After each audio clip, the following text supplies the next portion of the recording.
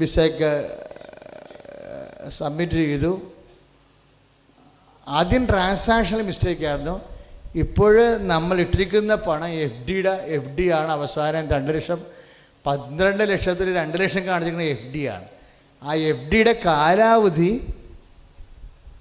പോരാ എന്ന് എംബസിയിലുള്ളവർ പറഞ്ഞു. 2 മാസത്തെ കാലാവധിയിലേക്ക് ആണ് എഫ് ഡി ഇട്ടിരിക്കുന്നത്.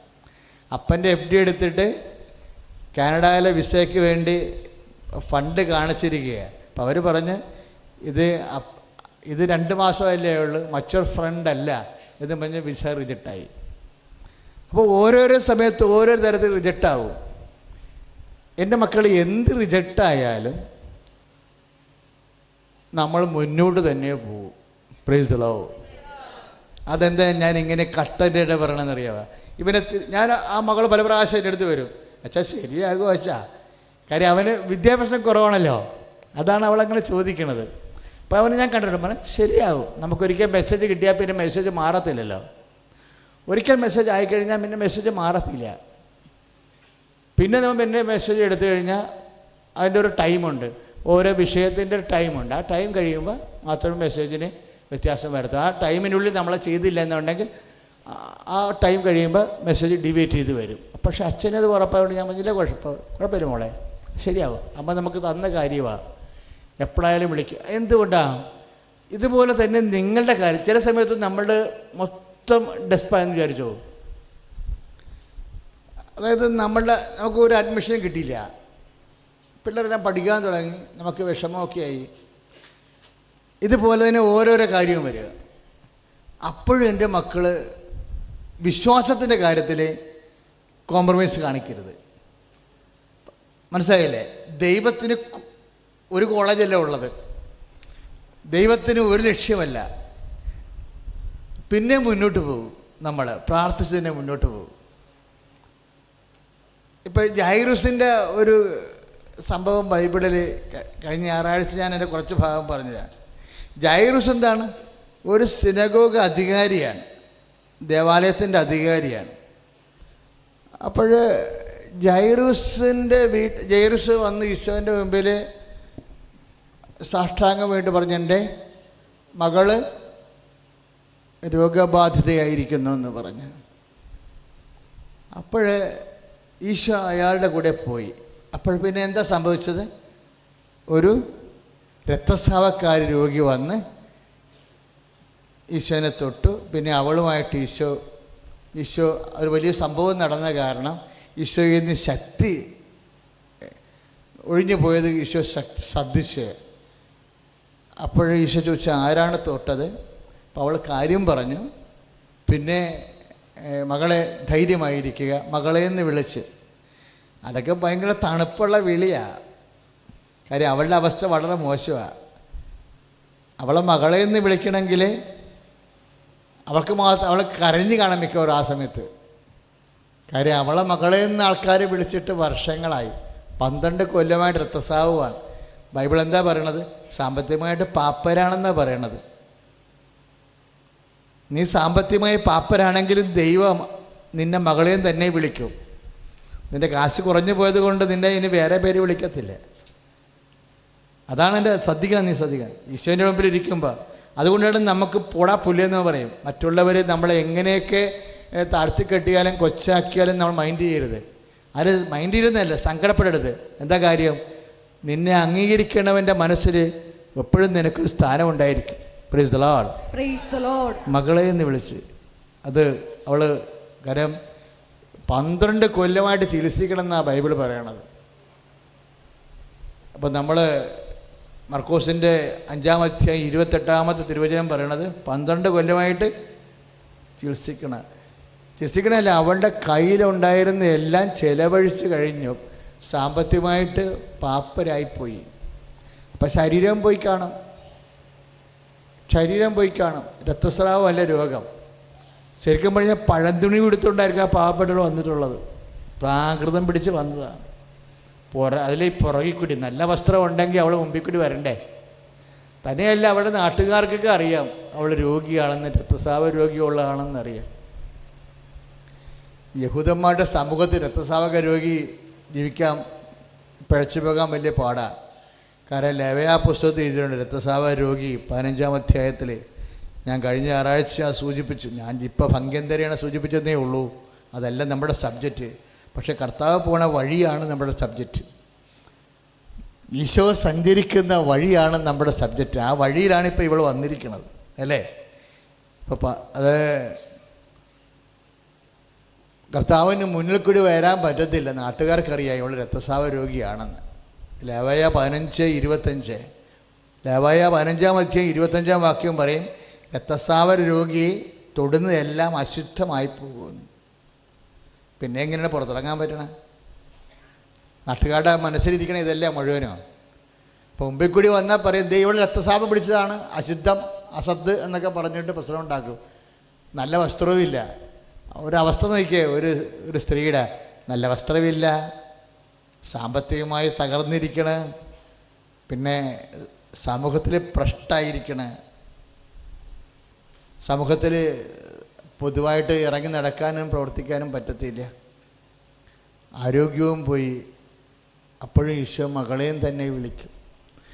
അവൾ ചിന്തിച്ചത് ഇതാണ്. നിങ്ങൾ അച്ഛനെ കേൾക്കുമ്പോഴേ ഈശോയുള്ള വിശ്വാസം നിങ്ങളുടെ നിലവാരം എന്താണെന്ന് ചിന്തിക്കണം. വിശ്വാസത്തിന് പല നിലവാരങ്ങളുണ്ട്. അവളെന്താ ചിന്തിച്ചത്? ഈശോൻ്റെ വസ്ത്രത്തിലെങ്കിലും ഒന്ന് തൊടാനിടയായാൽ താൻ സൗഖ്യം പ്രാപിക്കുമെന്ന് അവൾ ഉള്ളിൽ കരുതിയിരുന്ന്. ഈ ഉള്ളിൽ കരുതണതിനാണ് വിശ്വാസം എന്ന് പറയണത്. വിശ്വാസം എന്ന് പറയുന്നത് എന്താ? ഉള്ളിൽ കരുതണതിനാണ് വിശ്വാസം എന്ന് പറയുന്നത്. ഉള്ളിൽ നല്ല കരുതൽ വേണം. പ്രാർത്ഥിക്കുക, കർത്താവ് ദൈവമേ, അങ്ങ് ആരാണെന്നുള്ളത് എനിക്ക് പരിശുദ്ധാത്മാവിന്റെ സഹായത്താൽ എൻ്റെ ഉള്ളിൽ നല്ല കരുതല് വളർത്തണമേ. ഉള്ളിൽ കരുതൽ വളർന്നു കഴിഞ്ഞാലേ ഇപ്പോൾ നമ്മുടെ പ്രതികരണമൊക്കെ ആ രീതിയിലായിരിക്കും. ഇപ്പം ഈ മകൾ എന്താ പറയണത്? അവൻ്റെ വസ്ത്രത്തിൻ്റെ വിളിമ്പിലെങ്കിലും തൊടാനിടയായ സൗഖ്യം പ്രാപിക്കും. അപ്പം ജായിറുസ് എന്താ പറയണത്? ജായിറുസ് സിനോഗ അധികാരിയാണ്. അയാൾക്ക് ഇവളേക്കാൾ കൂടുതൽ പഠിപ്പുള്ള ആളാണ്. പക്ഷെ ഇവളത്രയും വിശ്വാസമില്ല. മനസ്സിലായി? ലോകത്തിൻ്റെ പഠിപ്പും ഇനി മതപഠനം തന്നെ പഠിച്ചാലും മതപഠനത്തിൽ ചിലപ്പോൾ നമുക്ക് 3 ഡോക്ടറേറ്റ് ഉണ്ടാകാം, പക്ഷെ വിശ്വാസം ഉണ്ടാകണം നിർബന്ധമില്ല. ജായിറസ് സിനോഗ അധികാരിയും മതപഠനങ്ങളിലൊക്കെ നല്ല അറിവുള്ള മനുഷ്യനാണ്. പക്ഷെ ഈശോയോട് എന്താ പറയണത്? നീ വരണമെന്ന് പറയും. നീ വന്ന് നിൻ്റെ കൈ വെച്ച് എൻ്റെ മകളെ സുഖപ്പെടുത്തണം. അപ്പോൾ നോക്കിയേ, അതൊന്ന് അളന്ന് നോക്കിക്കേ, എന്തോ കുഴപ്പമില്ല എൻ്റെ അടുത്ത്. രക്തസ്രാവരോഗി എന്താ പറയണത്? അവൻ്റെ വസ്ത്രത്തിൻ്റെ വിളിമ്പിലെങ്കിലും തൊടാനിടയായ താൻ സൗഖ്യം പ്രാപിക്കും. Price the Lord. അപ്പോൾ മർക്കോസ് 5:28 കഴിഞ്ഞിട്ട് നമ്മളിങ്ങോട്ട് വന്ന് മർക്കോസ് 5:35 വരുമ്പോൾ ജൈറൂസിൻ്റെ പറച്ചിലാണ്, നീ വന്ന്. അപ്പോൾ ഈശോൻ നീ വന്ന് എൻ്റെ മകളുടെ മേൽ വന്ന് വാതിക്കൽ നിന്നാലും പോരാ, അകത്ത് കയറണം, അകത്ത് കയറിയാലും പോരാ, എൻ്റെ മകളെ തൊടണം. ഈ വിശ്വാസത്തിൻ്റെയൊക്കെ പാളിച്ച എന്താണെന്നറിയാമോ? ഇത് ഇനി ഇവർ രണ്ടും യഹൂദന്മാരാണ്. യഹൂദനല്ലാത്തൊരു വിജാതിയനുണ്ട്. അയാൾ പറഞ്ഞ കേൾക്കെങ്കിൽ നമ്മൾ ഈ ജൈറൂസിനൊക്കെ തല്ലിക്കൊല്ലും. എന്താ പ്രശ്നം? അയാളെന്താ പറഞ്ഞത്? എൻ്റെ ഭൃത്യൻ രോഗബാധിതനായി വീട്ടിൽ കിടക്കുന്നു, എനിക്ക് അങ്ങേ വന്ന് നേരിട്ട് കാണാൻ പോലും എനിക്ക് യോഗ്യതയില്ലായിരുന്നു, അതുകൊണ്ടാണ് ഞാൻ എൻ്റെ ഭൃത്യന്മാരെ വിട്ടത്. ശതാധിപൻ റോമൻ ഭരണാധികാരി എന്താ പറയണത്? അങ്ങ് ഈ വഴിയിൽ നിന്നൊരു വാക്ക് പറഞ്ഞാൽ മതിയെന്ന്. Price the Lord. ലുക്കാ 7:7 എന്താ പറയണത്?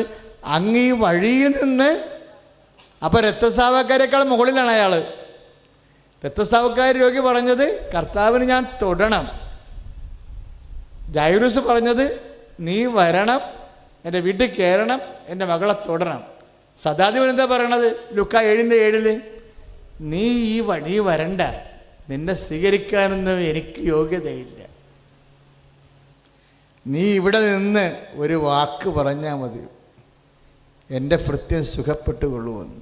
ഒന്ന് പ്രാർത്ഥിക്കുക. കർത്താവായ ദൈവമേ, വ്യത്യസ്തങ്ങളായ വിശ്വാസ നിലവാരങ്ങള് കേൾക്കുമ്പോഴ് സദാധിപന്റെ വിശ്വാസം പോലെ എന്നെ ശക്തിപ്പെടുത്തണമേ. എന്താ ശതാധിപന് വിശ്വാസത്തിന് ഗുണമെന്ന് പറയണത്? ഇപ്പം നിങ്ങൾ ഇവിടെ ഇരിക്കുക, പലപ്പോഴും സന്ദേശം വരണത് എന്താ? സന്ദേശം വരണത് ഇപ്പം ആരാധന സന്ദേശം വരണത് നിങ്ങളിവിടെ ഇരിക്കുമ്പോൾ വീട്ടിലുള്ളവരെ കുറിച്ചാണ് സന്ദേശം വരണത്, ഇല്ലേ? വീട്ടിലുള്ള രോഗികൾ എഴുന്നേറ്റ് വരണതും ക്യാൻസർ സുഖപ്പെടുന്നതൊക്കെയാണ്. അതെന്തുകൊണ്ടാണ്? നിങ്ങളിവിടെ ഇരുന്ന് പ്രാർത്ഥിക്കുമ്പോൾ കർത്താവ് ഇവിടെ ഇരുന്ന് വിചാരിക്കും. നിങ്ങളിവിടെ ഇരുന്ന് പ്രാർത്ഥിക്കുമ്പോൾ ഇപ്പം നിങ്ങളുടെ മകൻ മസ്കറ്റിലാണ്, അവൻ പറഞ്ഞേക്കണ മമ്മി ഇന്ന് വൈകുന്നേരമാണ് ഇൻ്റർവ്യൂ. അപ്പം മമ്മി പറയും, നീ വിഷമിക്കാതിരിക്കുക, ഞാൻ കൃപാസനത്തോടെ പോവുകയാണെന്ന് പറയും, ഞാൻ കർത്താവിന് മുമ്പിൽ ഉണ്ടാകും. അത് നിൻ്റെ മകനെക്കുറിച്ച് നിൻ്റെ മകൾ നിന്നോട് വേവലാതിയും കണ്ണീരും പറയുമ്പോഴേ നിനക്കെന്താണ് ഉറപ്പുള്ളത്? അനേകായിരങ്ങളുടെ സാക്ഷ്യമാണ് നമ്മുടെ ഉറപ്പ്. ഈശോ അമ്മ ജീവനോടെ പ്രത്യക്ഷപ്പെട്ട സ്ഥലത്ത് ആരാധന എഴുന്നള്ളിച്ച് വെച്ച് പ്രാർത്ഥിക്കുമ്പോൾ ഈ ബോർമയിൽ, ഈ വിയർപ്പിൽ, ഈ വേദനയിൽ ഞാൻ ഞെരുങ്ങി അമർന്നിരിക്കും, ഇരുന്ന് ഞാൻ വിശ്വാസം പ്രഖ്യാപിക്കും. ഇപ്പം ചില അണ്ണന്മാരൊക്കെ പോയില്ലേ, കാര്യം റോഡേ വരെ ആൾക്കാർ നിൽക്കുകയാണ്. അപ്പം ചില ആൾക്കാർക്ക് ഇരിക്കാൻ പറ്റാത്തത് കൊണ്ട് 1-2 പേരൊക്കെ പോയെന്ന് എന്നോട് പറഞ്ഞു. ഒരു മണ്ടത്തരമാണ് കാണിക്കണത്. എന്താ കാര്യം എന്നറിയാമോ? ഇരിക്കാൻ പറ്റുകയില്ലെങ്കിലും തൂണയിലൊക്കെ കുത്തി ഇരിക്കണം. നമ്മൾ കാല് കഴിച്ചാലും അവിടെ നിൽക്കണം. കാര്യം ഇന്ന് മഴ പെയ്തില്ല, ഞായറാഴ്ച മഴയും പെയ്തു, എന്നിട്ട് അനങ്ങിയിലൊരു മനുഷ്യൻ. 2-3 പേര് മാത്രം അങ്ങോട്ട് കയറി, ബാക്കിയുള്ള നിന്ന് മഴ കൊണ്ടപ്പോൾ ഞാൻ കർത്താവേ ഓരോ മഴത്തുള്ളികളിൽ നിൻ്റെ രക്തമാക്കി മാറ്റണമെന്ന് പ്രാർത്ഥിച്ചു. Price the Lord. അപ്പോൾ പരിശുദ്ധാത്മാവ് തന്നതാണ് ആ വാക്ക് ആ സമയത്ത്. പിന്നെ മനുഷ്യൻ ചലിച്ചില്ല. എന്താ കാര്യം? കർത്താവിനെ രക്തമാക്കി മാറ്റും. കാര്യം വിശ്വാസം പ്രഖ്യാപിച്ച മഴയത്ത് നിൽക്കുകയല്ലേ അവൻ. ഈ വിയർപ്പിലും ഈ പുഴുക്കിലും നമുക്ക് വിശ്വാസം പ്രഖ്യാപിക്കാനുള്ള അവസരമാണ്. ഇതിൽ ലാവിഷായിട്ട് സ്ഥലം കിട്ടി നമ്മളിങ്ങനെ AC റൂമിലല്ലേ. ഇപ്പം പള്ളികളെല്ലാം AC ആയിക്കൊണ്ടിരിക്കുകയല്ലേ. എല്ലാ പല പുതിയ പള്ളികളെല്ലാം ഒക്കെ വെക്കുന്നതെല്ലാം AC ആയിട്ടാണ് വെക്കുന്നത്. കാര്യം നമ്മുടെ ഇംഗ്ലീഷ് മീഡിയത്തിൽ AC-ലിരുന്ന് കുഞ്ഞുങ്ങളെ പഠിക്കണത്. അപ്പം അവരൊക്കെ നാളെ പള്ളി വരണമെന്നുണ്ടെങ്കിൽ ഈ പള്ളികളിലൊന്നും അവർ വരത്തില്ല. അതാണ്. അതുകൊണ്ട് പുതിയ പള്ളി ചെയ്യുമ്പോഴെല്ലാം സെൻട്രലൈസ് AC ആയിട്ടാണ് ചെയ്യണത്. കാര്യം ഈ പിള്ളേരെല്ലാം പഠിച്ചേക്കണത് AC. ജനിച്ച് വീണ തന്നെ AC-ലാണ്, പിന്നെ വളരണ AC-ലാണ്. 20 കൊല്ലം കഴിയുമ്പോൾ എല്ലാ പള്ളിയും AC ആക്കേണ്ടി വരും. നമ്മളെപ്പോലെ ആരും ഇരിക്കത്തില്ല. നമ്മൾ ഭാഗ്യവാന്മാരാ. AC-ൽ അങ്ങനെ ഒരു 3 നേരം ഭക്ഷണം കഴിച്ച് ലാവിഷായിട്ട് വന്നിരിക്കും. ആര് വരാൻ? കർത്താവ് വരണമെങ്കിൽ ഇങ്ങനെ ഇരിക്കണം. ഹല്ലേലൂയ. ശ്രദ്ധിക്കട്ടെ. ഹല്ലേലൂയ.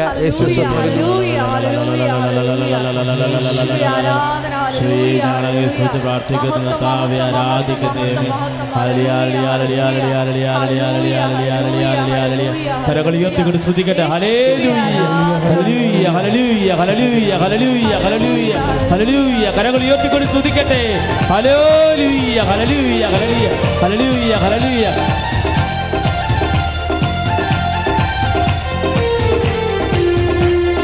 സ്തുതിക്കാമെന്നാളും വർണ്ണിക്കാമെന്നാൾ ദൈവത്തിൻ മന്നാമത്തെ. ദുഃഖങ്ങൾ നീക്കുന്ന രോഗങ്ങൾ വായിക്കുന്ന ജീവിക്കും കർത്താവിനെ. സ്തുതിക്കാമെന്നാളും വർണ്ണിക്കാമെന്നാൾ ദൈവത്തിൻ മന്നാമത്തെ. ദുഃഖങ്ങൾ നീക്കുന്ന രോഗങ്ങൾ മായ്ക്കുന്ന ജീവിക്കും കർത്താവിനെ. കരങ്ങൾ ഉയർത്തിയടിച്ചുകൊണ്ട് കൃപയേറും നാഥാവിന്റെ കവിതേ വരുന്നു ഞങ്ങൾ. മാറി പെയ്യണമേ മരുഭൂവിൽ ജീവിച്ചിടാ. കൃപയേറും നാഥാവിന്റെ കവിതേ വരുന്നു ഞങ്ങൾ. കൃപമായി പെയ്യണമേ മരുഭൂവിൽ ജീവിച്ചിടാ. സ്തുതിക്കാമെന്നാൾ വർണ്ണിക്കാമെന്നാൾ ദൈവത്തിൻ മന്നാമത്തെ. ദുഃഖങ്ങൾ നിൽക്കുന്ന രോഗങ്ങൾ വായിക്കുന്ന ജീവിക്കും കർത്താവിനെ. പരിശുദ്ധ പരമദിവ്യകാരുണ്യത്തിന് നേരവും ആരാധനയും സ്തുതിയും പുകഴ്ചയും ഉണ്ടായിരിക്കട്ടെ. അവളെ ധൈര്യപ്പെടുത്തി, മകളെ നീ സൗഖ്യമോടായിരിക്കുക. അപ്പം യേശുവിൻ്റെ ഒരു കൺസെൻറ്റ് കൂടി കൊടുത്തതിന് അവൾ സ്വന്തമായിട്ടൊന്ന് പുറകിൽ നിന്ന് കട്ടെടുത്തതാണ് ഇല്ലേ? സ്വന്തമായിട്ട് വിശ്വാസം കൊണ്ട് പുറകിലൂടെ വന്ന് ഈശോ പോലും അറിയാതെ കട്ടെടുത്തതാണ്. അപ്പോൾ ഈശോ പറഞ്ഞ് മകളെ സൗഖ്യമായിരിക്കും, അതായത് നീ അത് എടുത്തോളാൻ പറഞ്ഞു. അവളെടുത്തതാണ്, അനുവാദമില്ലാതെ അവസാനം അനുവാദം കൊടുത്തു. വിശ്വാസപൂർവ്വം ഇങ്ങനെ കുറേ കാര്യങ്ങൾ ചെയ്യാൻ പറ്റും. നമ്മൾ വിശ്വസിച്ച് കർത്താവിൽ നിന്ന് എടുക്കണത് അത് ഏതവസ്ഥയിലാണെങ്കിലും കർത്താവ് നമുക്കത് തരും. അവിടെ സമാധാനത്തിന് പോകാൻ പറഞ്ഞു. അത് ഭയങ്കര വർത്തമാനമാണ് പറയണത്. സമാധാനത്തോടെ, അതായത് അവളുടെ ഭൗതികം, ആത്മീയം, സാമൂഹികം, സാമുദായികം എല്ലാ മേഖലകളിലും സമാധാനമാണ്. ആ ഒരു വാക്ക് ഉപയോഗിക്കുന്നത് ഭയങ്കര ഈടുള്ള വാക്കാണ്. അവിടെ ലൈഫ് തന്നെ മൊത്തം ചേഞ്ച് ചെയ്ത് പോവുകയാണ്. സമാധാനത്തെ പോയിക്കൊള്ളാം, ഇനി നിനക്ക് അസ്വസ്ഥത ഉണ്ടാകത്തില്ലെന്ന്. Price the Lord. അതും പറഞ്ഞിട്ട് ആൾ നേരെ ജെറൂസലേമിൻ്റെ വീട്ടിലോട്ട് പോവുകയാണ്. അപ്പോൾ വഴിക്ക് ചെന്നപ്പോൾ അവിടുന്ന് രണ്ടുപേരും ഇങ്ങോട്ട് വന്നു. എന്താ പറഞ്ഞത്? ഗുരുവിനെ ഇനിയും ബുദ്ധിമുട്ടിക്കണ്ട. ബുദ്ധിമുട്ടിക്കുന്ന എന്തിന്? കാരണം എന്താണ്? കുട്ടി മരിച്ചുപോയി. അത് മർക്കോസിൻ്റെ 5-38 വചനമാണ്. ഗുരുവിനെ ഇനി ബുദ്ധിമുട്ടിക്കേണ്ട. കാരണം എന്താണ്? കുട്ടി മരിച്ചുപോയി. ഇതൊരു സ്വാഭാവികമായ കാര്യമാണെങ്കിലും നമ്മൾ വളരെ കരുതലോടെ കൃപാസനത്തിൽ ആരാധന എടുക്കുന്നവരും ഉടമ്പടിയിലിരിക്കുന്നവരും വളരെ കരുതലോടെ ധ്യാനിക്കേണ്ട വിഷയമാണ്. ചില സമയത്ത് നമ്മളുടെ എല്ലാം റിജക്റ്റാവും. ഇപ്പം കുട്ടി മരിച്ചു പോയില്ലേ? കുട്ടി മരിച്ചുപോയി, ഇനിയിപ്പോൾ അടക്കത്തിന് പോയാൽ മതിയല്ലോ. കുട്ടി മരിച്ചു പോയില്ലേ? ഇപ്പം കുട്ടി മരിച്ചു കഴിഞ്ഞുകൊണ്ട് ഗുരുവിനെ ബുദ്ധിമുട്ടിക്കേണ്ട. യേശുവിനെ തന്ത്രപൂർവം പിശാച് ചില സമയത്ത് ഒഴിവാക്കും. ഓർക്കണം. അതായത് ഈശോ മുന്നോട്ട് പോയാൽ വലിയ ദൈവമഹത്വം ഉണ്ടാവും. വിശ്വാസത്തിൽ വെച്ചിരിക്കുന്ന വിഷയങ്ങൾ വീണു പോകുമ്പോഴും നമ്മൾ മുന്നോട്ട് പോകും. ഇപ്പോൾ ഒരു സാക്ഷ്യം കഴിഞ്ഞ ദിവസം പറഞ്ഞ്, എൻ്റെ ഗർഭാശയം എടുത്തു മാറ്റി, അപ്പോഴും ഞാൻ ഉടമ്പടി ചെയ്തൊരു കുഞ്ഞിന് വേണ്ടിയെന്ന്. ഞാൻ തന്നെ വാവിളിച്ചു, ഇതെന്ത് പരിപാടിയെന്ന്. എൻ്റെ ഗർഭാശയം എടുത്തു മാറ്റി, അണ്ടാശയത്തിൽ ക്യാൻസർ കാരണം ഗർഭാശയം എടുത്തു മാറ്റി, അപ്പോഴും ഞാൻ ഉടമ്പടി ചെയ്ത് എനിക്കൊരു കുഞ്ഞിന് വേണ്ടി. അപ്പോഴും എന്നെ ഗവൺമെൻറ് വിളിച്ച് എനിക്കൊരു കുഞ്ഞിനെ തന്നെന്ന്. Praise the lord. ഹല്ലേലൂയ. അത് കഴിഞ്ഞ ഞായറാഴ്ച സാക്ഷ്യമാണ്. കാര്യം അവൾ 6 കൊല്ലം മുമ്പ് അവൾക്ക് കുഞ്ഞുണ്ടാവത്തില്ലെന്ന് പറഞ്ഞുകൊണ്ട് ഇരുന്ന് കൃത്യമായിട്ട് വൈദ്യശാസ്ത്രം പറഞ്ഞു. കാരണം ഒരു കുഞ്ഞിന് വേണ്ടി അഡോപ്റ്റ് ചെയ്യാൻ വേണ്ടി ഗവൺമെൻറ്റിൽ ആപ്ലിക്കേഷൻ വെച്ചിരുന്നു. ഇതുവരെ അത് കോൾ ഫോർ ആയില്ല. അതിൻ്റെ ഇടയ്ക്കാണ് അവളുടെ ഗർഭാശയം എടുത്തു മാറ്റേണ്ടി വന്നത്. ഗർഭാശയം എടുത്തു മാറ്റിയതിന് ശേഷവും ഉടമ്പടി ചെയ്യുമ്പോൾ എന്താണ് ഉടമ്പടി ചെയ്യേണ്ടത്? കർത്താവേ എനിക്കൊരു കുഞ്ഞിനെ തരണമേ എന്ന്. ആ ഉടമ്പടി ചെയ്ത് 2 ദിവസത്തിനുള്ളിൽ ഗവൺമെൻറ് വിളിച്ചു. ആ കുഞ്ഞിനെയും കൊണ്ട് അവൾ വന്നത്. നല്ല പൈങ്കിളി കുഞ്ഞ്. അതായത് ഈ ഉടമ്പടി വേറൊരു സബ്ജക്റ്റാണ് ശരിക്കും പറഞ്ഞാൽ. അത് അമ്മ നേരിട്ട് നടത്തുന്ന ഒരു കാര്യമാണ്. ഗർഭാശയം ഇല്ലെങ്കിലും നമ്മൾ പ്രാർത്ഥിക്കും, കർത്താവ് കുഞ്ഞിനെ തരാൻ വേണ്ടി പ്രാർത്ഥിക്കും. അത്രയുള്ള കുഞ്ഞുങ്ങളാണ് ഇവിടെ സാക്ഷ്യം പറയണത്. അപ്പം നമുക്കിത് ഒന്നിനും ഒരു ഫുൾ സ്റ്റോപ്പില്ല. ഇപ്പം നമുക്ക് സ്ഥലം വഴി തരാമെന്ന് പറഞ്ഞ ആൾ മരിച്ചു, അല്ലെങ്കിൽ ഭാഗ ഉടമ്പടിയുടെ വിഷയം. ഭാഗ ഉടമ്പടി നടന്നുകൊണ്ടിരിക്കുന്ന സമയത്ത് അമ്മയുടെ പേരിലാണ് ഭാഗ ഉടമ്പടി, അല്ലെങ്കിൽ അമ്മമ്മയുടെ പേരിൽ. അമ്മമ്മ മരിച്ചു, ഭാഗ ഉടമ്പടി ചെയ്തു തരാനുള്ള അമ്മമ്മ മരിച്ചു, നമ്മൾ ഉടമ്പടി ചെയ്തപ്പോൾ മരിച്ചു. ഇനിയിപ്പോൾ എന്താ പറയണത്? അമ്മയുടെ മക്കളും മക്കളുടെ മക്കളും ഒരു 14 പേര് വേണം ഒപ്പിടാൻ, ഇല്ലേ? അമ്മയ്ക്ക് തന്നെ നമുക്ക് തരാൻ താല്പര്യമില്ലായിരിക്കരുന്നു, അതുകൊണ്ടാണല്ലോ ഇത്ര നീണ്ടത്. നമുക്ക് തന്നെ നമുക്ക് തരാൻ താല്പര്യമില്ലാതിരിക്കുകയായിരുന്നു. അപ്പോഴാണ് നീണ്ടത്. ഇപ്പോൾ അവർ മരിച്ചപ്പോൾ എന്ത് പറ്റി? പണ്ട് അവർ മാത്രം തീരുമാനം എടുത്താൽ മതിയായിരുന്നു. അവർ മരിച്ചപ്പോഴിന് 14 പേര് തീരുമാനം എടുക്കണം. ആ 14 പേര് നാട്ടിൽ പലരും ഇല്ല. ഈ ആൾക്കാരൊക്കെ വരണം.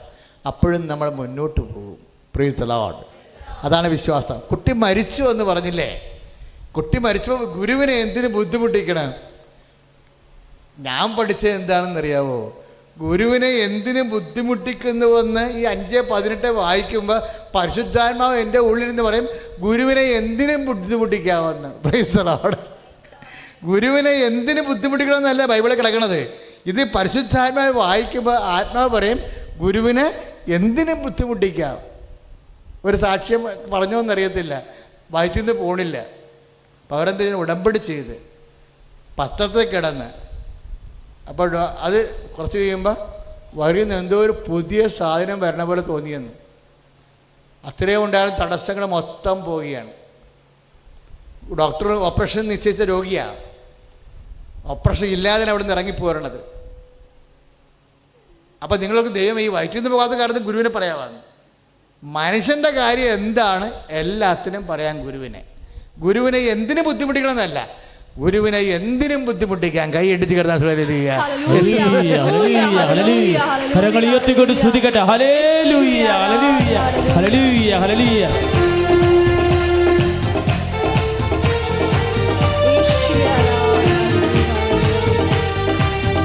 ാലയല്ല ശക്തിയാലയല്ല ദൈവത്തിൻ്റെ ആത്മശക്തിയാലത്രേ.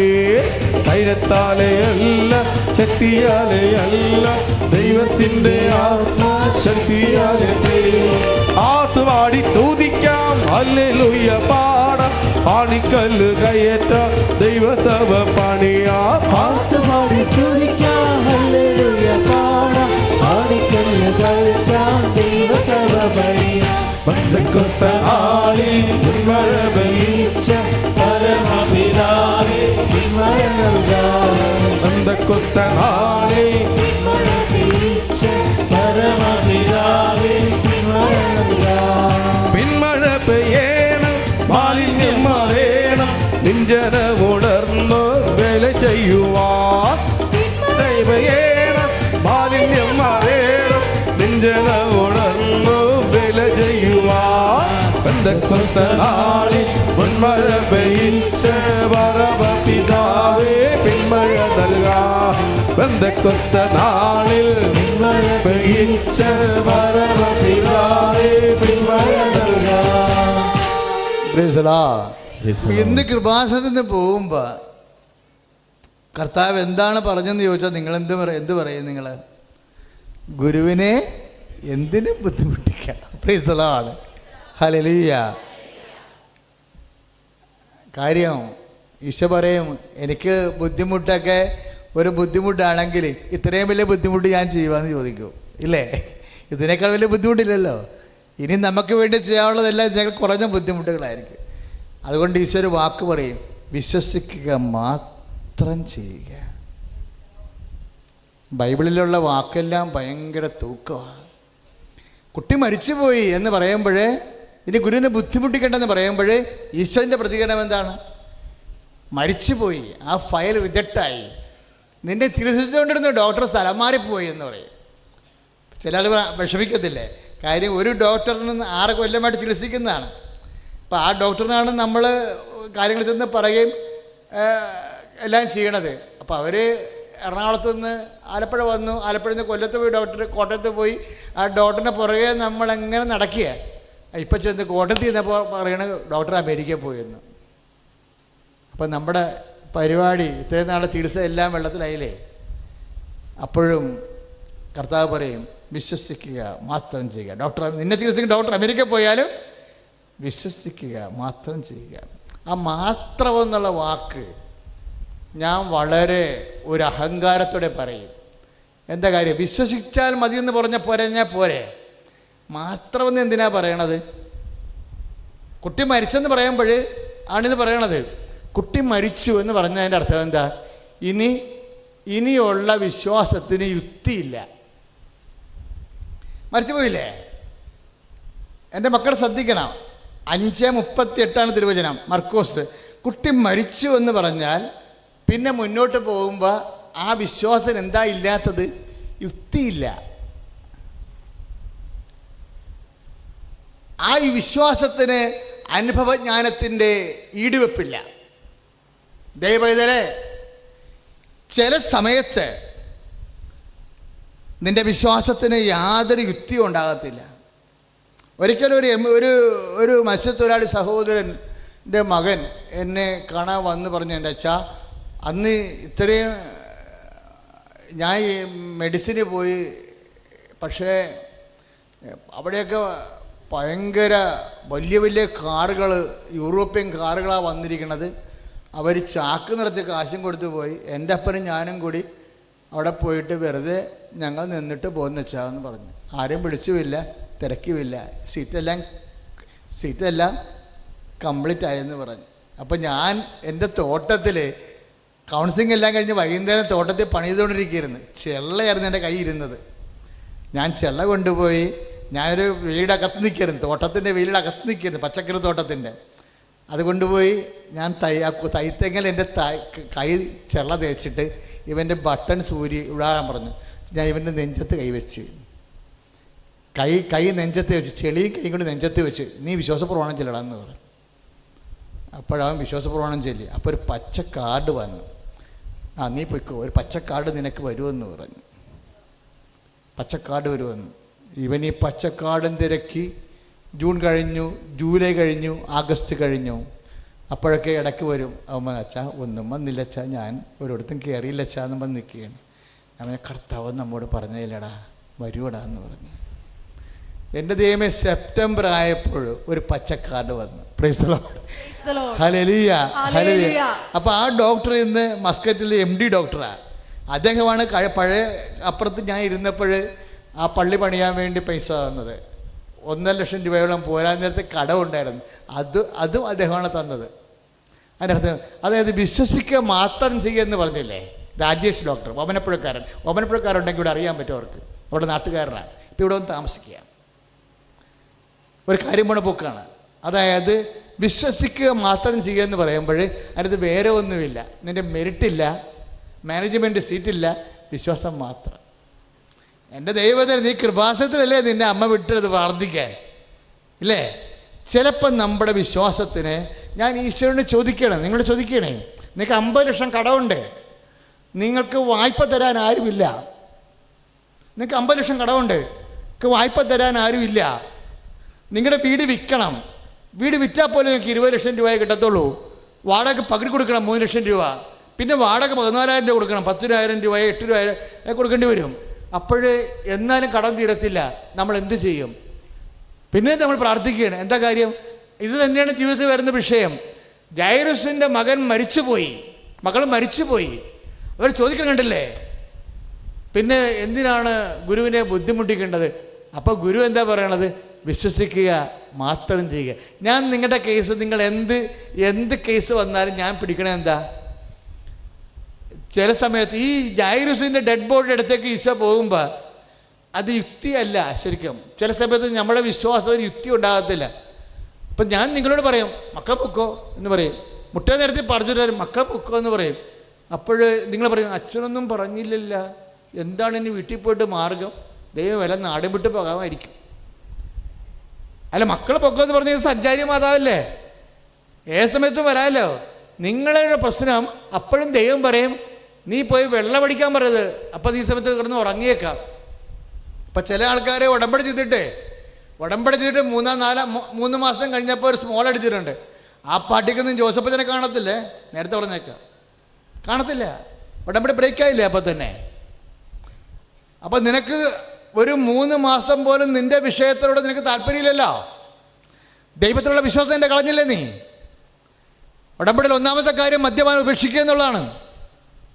ലഹരി പദാർത്ഥങ്ങൾ അത് നിനക്ക് പിടിച്ചിരിക്കാൻ. നിൻ്റെ 2 കാര്യം മടങ്ങിപ്പോയപ്പോഴേ നീ എന്തിനാ പഴയ ആളായി മാറിയത്? അപ്പം നീ പഴയ ആൾ തന്നെയല്ലേ ഇപ്പോഴും. അപ്പം നിൻ്റെ ഉടമ്പടി എന്താണ് എങ്ങനെയാണ് ബലമാകണത്? അപ്പം അത് വിശ്വസ്തയുടെ പ്രശ്നമുണ്ട്. ഉടമ്പടി വിശ്വാസമല്ല, ഉടമ്പടി വിശ്വസ്തതയാണ് വേണ്ടത്.